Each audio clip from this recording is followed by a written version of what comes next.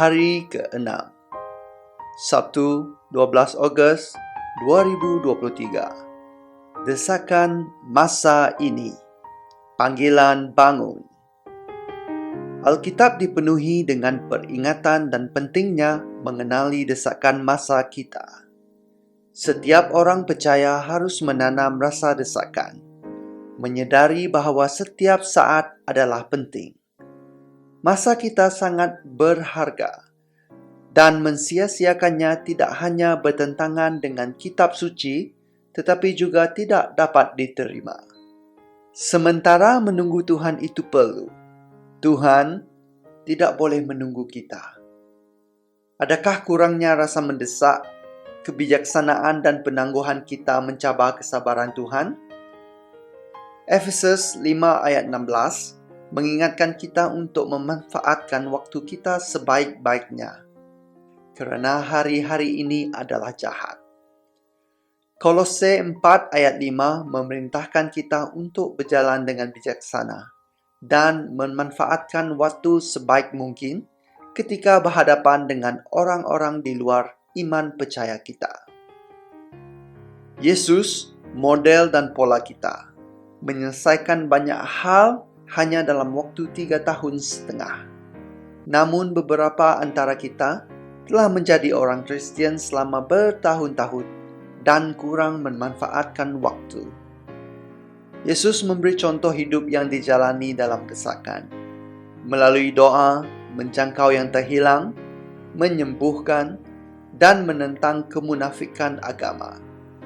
Dia menegur orang Farisi kerana ketidakmampuan mereka memahami masa.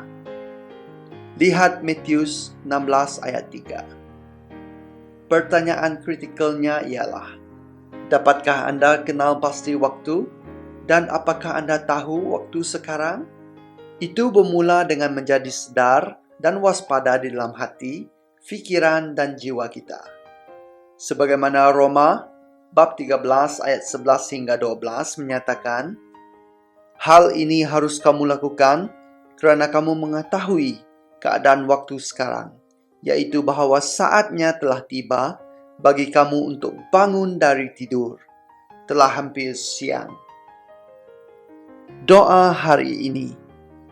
Tuhan Yesus, berikan kami kebijaksanaan untuk mengetahui masa dan keadaan mendesaknya untuk melakukan apa yang perlu dilakukan. Segarkan kembali visi kami untuk kerajaan-Mu, agar kami fokus pada mengejar tujuan yang telah Engkau tetapkan untuk kami. Amin. Berdoalah agar gereja di tempat yang sama akan terus bekerjasama untuk kesejahteraan komuniti mereka secara keseluruhan dan agar terang Kristus akan bersinar di daerah mereka.